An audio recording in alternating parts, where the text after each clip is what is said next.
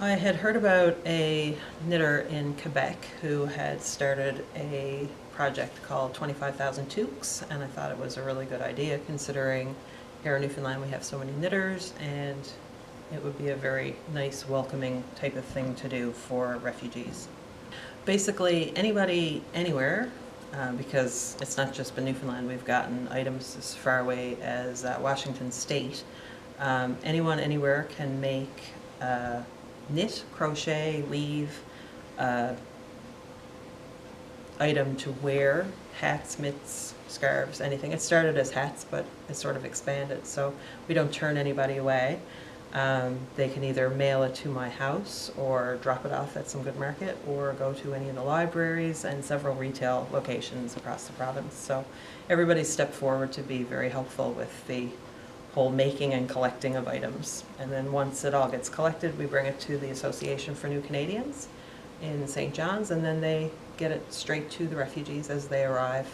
I think it shows people in a tangible way that we welcome these new Canadians. I think a lot of the time people can't put a face to the situation. They just think of these numbers, these faceless people, things that they hear about. So I think the fact that people are sitting down and making something and taking the time to decide what to make and who might wear it, I think it really personalizes the situation, and the fact that they might, you know, someday meet the people or see someone walking down the street wearing it, and knowing that there's not a dad that's cold as he walks to the school to get his kids, and that the kids know that somebody thought about them, because maybe their grandparents were killed, you know, like they're coming from horrible situations. So I think craft is global. They've got people that they would know who are making things wherever they came from, whether it's Syria or any other country.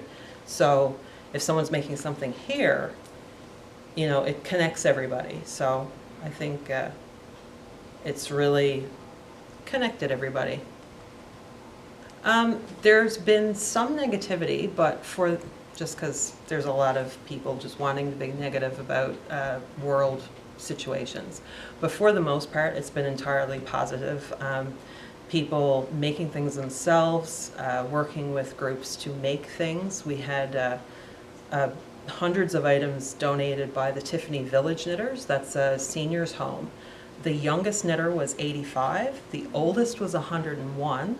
They made little dolls, a teddy bear, Afghans, clothing.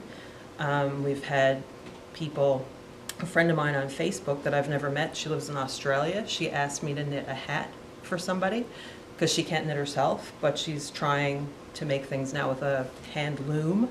So I think it's something that has been really successful so far. It's ongoing, it's continuing. So far that we know of, there's been, I think, 940 items been collected. So it's that's a lot of knitting. That's a lot of hours of making. So it's fantastic to see, and I know that everyone who's receiving these things are really happy about it.